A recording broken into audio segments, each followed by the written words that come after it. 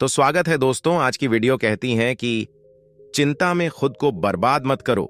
ये बात उन दिनों की है जब बुद्धा मरवन में अपना समय व्यतीत कर रहे थे। इस समय तक बुद्धि की प्रसिद्धि दूर दूर तक फैल चुकी थी। बहुत दूर दूर से लोग अपनी चिंताओं और परेशानियों का समाधान खोजने के पास आते थे। ऐसे ही एक दिन जब बुद्धा मरवन में अपने शिष्यों को प्रवचन दे रहे थे तो एक अधेड़ उम्र का व्यक्ति अपने 2023 वर्ष के पुत्र को अपने साथ लिए बुद्धि की तरफ चला आ रहा था। जब यह प्रवचन स्थल के पास पहुंच गए तो एक नजर उन पर डाली और इशारे से बैठने के लिए कहा। जब प्रवचन समाप्त हो गया और सभी लोग वहां से चले गए तो बुद्ध ने उस व्यक्ति को अपने पास बुलाया और बैठने के लिए कहा। वहां चारों तरफ हरियाली छाई हुई थी। मौसम बहुत सुहाना था और तरह तरह के पक्षियों की आवाजें गूंज रही थीं। ऐसा नजारा देखकर उस व्यक्ति को अंदर से असीम शांति महसूस हो रही थी। इसके बाद बुद्ध ने उस व्यक्ति से आने का कारण पूछा तो इस पर व्यक्ति ने कहा, यह तथागत, मैं 2 दिन की लंबी यात्रा करके अपने पुत्र को आपसे मिलवाने लाया हूं। ये मेरा इकलौता पुत्र है और ये हर समय थका थका रहता है। ऐसा लगता है जैसे इसके अंदर कोई जान ही नहीं है, कोई प्राणी नहीं है। इसका स्वभाव भी काफी चिड़चिड़ा हो गया है। अगर हम इससे कुछ भी कहते हैं तो यह हमारी छोटी छोटी बातों पर गुस्सा हो जाता है। इसके देखने की क्षमता भी उम्र से पहले ही कमजोर हो गई है और इसके बाल भी सफेद पड़ने लगे हैं। इतनी कम उम्र में इतनी बड़ी उम्र का लगना मुझे तो कुछ समझ नहीं आ रहा। किसके साथ हो, क्या रहा है तथागत? मैं अपने पुत्र के स्वास्थ्य को लेकर बहुत चिंतित हूं। जब मैं अपने पुत्र को वैद्य जी के पास लेकर गया तो उन्होंने कुछ औषधि दी और कहा, अपने पुत्र को तनाव कम लेने के लिए कहो। वो अपने दिमाग में बहुत अधिक तनाव लेता है, इसलिए उसकी ऐसी हालत हो गई है। लेकिन मुझे उनके बहुत समझाने के बाद भी तनाव का मतलब समझ नहीं आया। मुझे नहीं पता कि तनाव होता क्या है, ये किन कारणों से आता है और उसे कैसे अपने पुत्र के दिमाग से निकालूं। लेकिन मुझे सबसे पहले तो ये समझना है कि तनाव होता क्या है, इसीलिए तथागत मैं आपके पास आया हूं। कृपया आप मेरी समस्या का समाधान कीजिए। ये सुन बुद्ध उसके पुत्र को बड़े ध्यान से देखते हैं, उसके चेहरे को देखते हैं, उसकी आंखों को देखते हैं और फिर उसके हाथों की नब्ज को भी देखते हैं। ये सारी विधि करने के पश्चात बुद्ध उस व्यक्ति से कहते हैं, तनाव लेना तो कोई नहीं चाहता, लेकिन फिर भी यह तनाव लोगों के दिमाग को दीमक की तरह पकड़ लेता है और व्यक्ति जान भी नहीं पाता कि वह तनाव में जी रहा है। लेकिन अगर व्यक्ति तनाव के कारणों को अच्छे से समझ लेता है और तनाव के बारे में कोई ऐसा पैमाना बना लेता है जिससे वह जान सकें कि वह कितने तनाव में है, तो वह इस समस्या का समाधान भी खोज सकता है। सबसे पहले तो तुम ये समझो कि तनाव होता क्या है।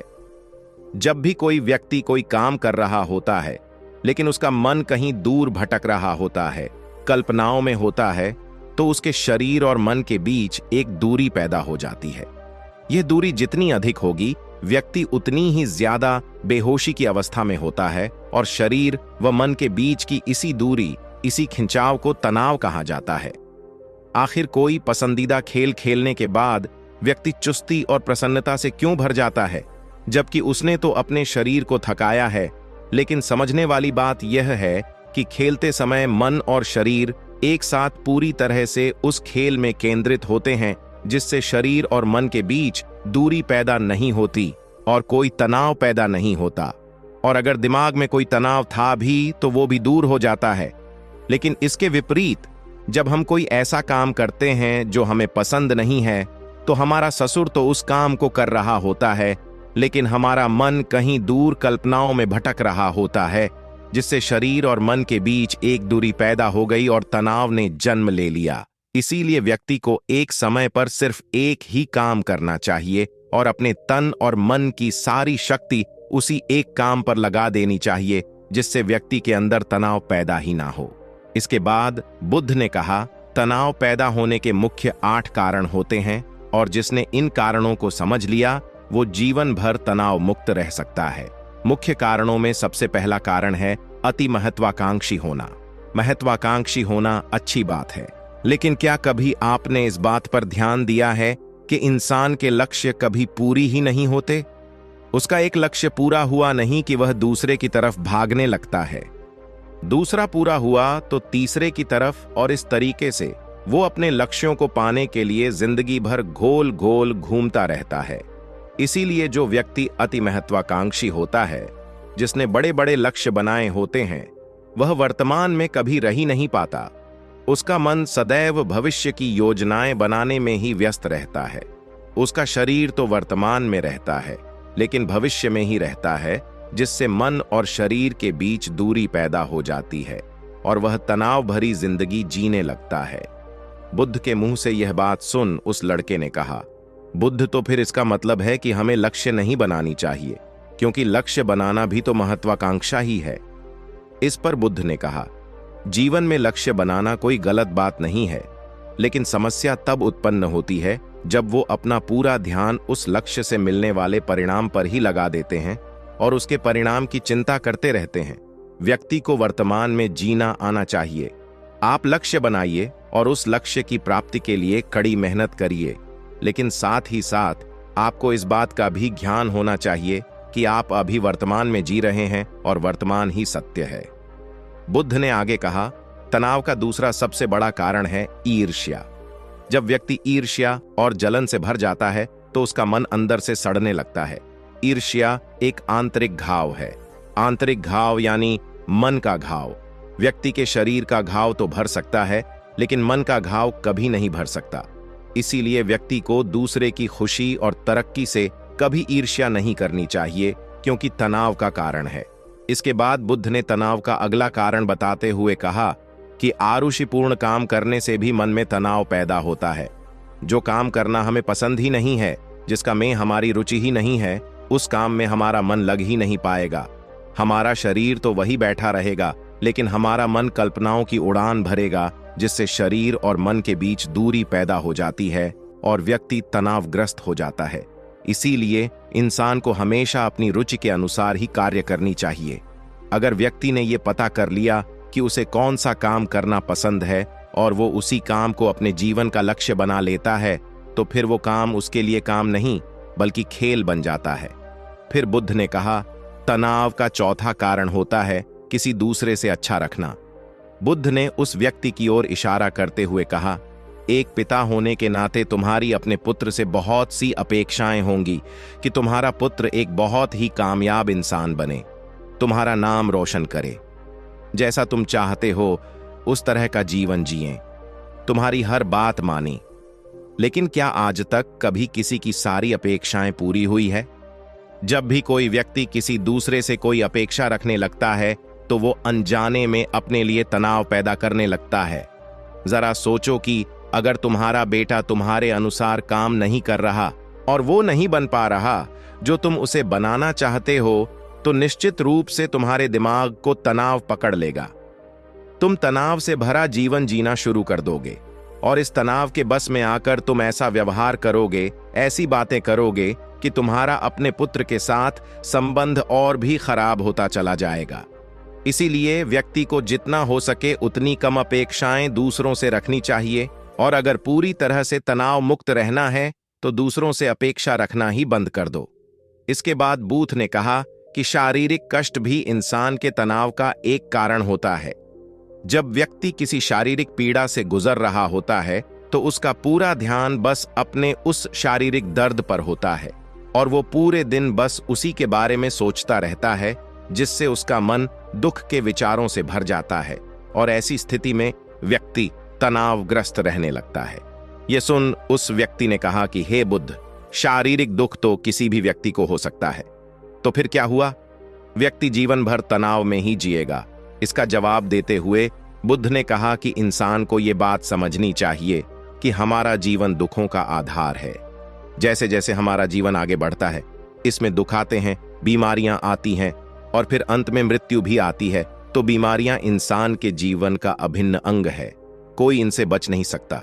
बस किसी किसी के जीवन में ये समय से पहले आ जाती है तो किसी के बाद में पढ़ाती सबको है।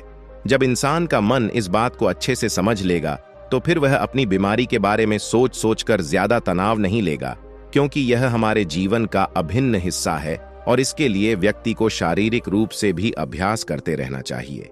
अपने जीवन में व्यायाम और स्वस्थ जीवन शैली को भी जगह देनी चाहिए ताकि उसका शरीर लंबे समय तक निरोगी रहकर सही से काम कर सके। तनाव का अगला कारण होता है अपनी योजनाओं को समझने के लिए समय न देना। कुछ लोगों के दिमाग में कोई विचार आया नहीं है कि वो बिना सोचे समझे उस पर काम करना शुरू कर देते हैं, और जब उस काम में उन्हें असफलता मिलती है तो वह तनाव से भर जाते हैं, क्योंकि उन्होंने उस काम को शुरू करने से पहले उसके बारे में पूरी जानकारी इकट्ठा नहीं की थी। इंसान को कोई भी काम शुरू करने से पहले उसके अच्छे और बुरे परिणामों के बारे में ठीक से सोच विचार कर लेना चाहिए। इंसान को इस बारे में भी सोच लेना चाहिए कि अगर ये योजना सफल नहीं हुई तो फिर इसके बाद मैं क्या करूंगा। इसलिए व्यक्ति को अपनी योजनाओं को ठीक से समझने के लिए पूरा समय देना चाहिए, ताकि बाद में उस योजना की वजह से तनाव पैदा ना हो। तनाव का 7वां सबसे बड़ा कारण होता है टाल मटोल करना, आज के काम को कल पर टालना। आप लोगों ने ये कहावत तो सुनी होगी कि आलसी इंसान के शरीर का सबसे बड़ा शत्रु है। इंसान आलस्य की वजह से आज के काम को कल के लिए टाल देता है और फिर काम को टालना उसकी आदत बन जाती है। काम को कल पर टालने वाले व्यक्ति का काम कभी भी समय पर पूरा नहीं हो पाता, और अगर किसी तरह से पूरा हो भी जाता है तो वह उतना अच्छा नहीं हो पाता जितना अच्छा उसे किया जा सकता था, और फिर यह बात व्यक्ति के अंदर तनाव पैदा करती है। लेकिन काम को टालना या काम को एकदम अंत समय पर करना एक आदत है, इसीलिए व्यक्ति ना चाहते हुए भी बार बार अपनी इस आदत का शिकार बन जाता है और काम को टालता रहता है, और फिर जब काम की समय सीमा पास आ जाती है तो वह तनाव से भरकर काम को पूरा करने का प्रयास करता है। इसीलिए तनाव मुक्त रहने के लिए व्यक्ति को काम को टालने की आदत छोड़नी पड़ेगी, और यह तभी संभव है जब व्यक्ति काम को समय से पहले खत्म करने का निश्चय करे। सबसे आखिरी और सबसे प्रमुख कारण जो तनाव का होता है वो है ज्यादा सोचना। लगातार सोचते रहना भी एक बीमारी है, और यह उस व्यक्ति में सबसे ज्यादा पाई जाती है जो कपोल कल्पनाएं करता है, जो अतीत की घटनाओं और भविष्य की बातों के बारे में सोचता रहता है, जो बेवजह के अनुमान लगाता रहता है। इसीलिए व्यक्ति को ज्यादा सोचने की आदत पर लगाम लगाना चाहिए। इसके लिए जितना हो सके खुद को काम में व्यस्त रखना चाहिए, और हर दिन ध्यान का अभ्यास करने को अपने जीवन का हिस्सा बना लेना चाहिए। बुद्ध के मुंह से यह सारी बातें सुनकर उस व्यक्ति ने हाथ जोड़कर कहा, बुद्ध, मेरा पुत्र तो अभी मात्र 20 वर्ष का ही है, और इसमें अभी इतनी समझ भी नहीं है कि यह आपकी बताई सारी बातों का एक साथ पालन कर सकें। आप कृपया करके तनाव मुक्त रहने का कोई आसान सा तरीका बता दें, जिससे मेरा बेटा उसका अनुसरण भी कर सके और तनाव मुक्त भी रह सके। उस व्यक्ति की यह प्रार्थना सुन बुद्धि ने कुछ सोचते हुए जवाब दिया, अगर तुम इतनी सारी बातों का पालन नहीं कर सकते तो इसके लिए एक बहुत ही आसान विधि है। तुम एक बार मैं एक काम को करने पर ध्यान लगाओ भी काम कर रहे हो, उस समय पर सिर्फ उसी काम को करो, सिर्फ उस पर ही अपना पूरा ध्यान लगाओ।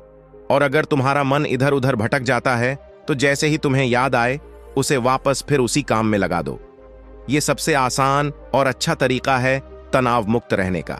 जब तुम भोजन करो तो उस समय सिर्फ भोजन ही करो, उसके पूरे स्वाद का आनंद लो, उसी अनुभव करो। जब चलो तो अपना पूरा ध्यान सिर्फ चलने लगा दो। इससे तुम्हारा मन और तुम्हारा शरीर दोनों एक जगह पर केंद्रित रहेंगे। दोनों के बीच दूरी पैदा नहीं होगी, जो कि तनाव का मुख्य कारण होती है। दोस्तों, आज की युवा पीढ़ी एक ही समय पर 2-2, 3-3 काम करने के आदी हो चुकी है, जैसे फोन पर बात करते हुए, गाड़ी चलाना, खाना खाते हुए टीवी देखना, ये फोन चलाना, और फिर इनकी शिकायत रहती है कि मैं तनाव में जी रहा हूं, मेरा मन शांत रहता है, मैं चिड़चिड़ा सा हो गया हूं। जब कोई व्यक्ति एक ही समय पर 3-3 काम करेगा तो तनाव पैदा होना तो स्वाभाविक है, क्योंकि दिमाग तो एक समय पर पूरा ध्यान लगाकर सिर्फ एक ही काम कर सकता है। पूर्ण रूप से एक ही समय पर 2 कामों पर ध्यान कभी नहीं लग सकता। इसीलिए जहां तक संभव हो सके एक समय पर सिर्फ एक ही काम करने का प्रयास करें, वो भी पूरे ध्यान के साथ।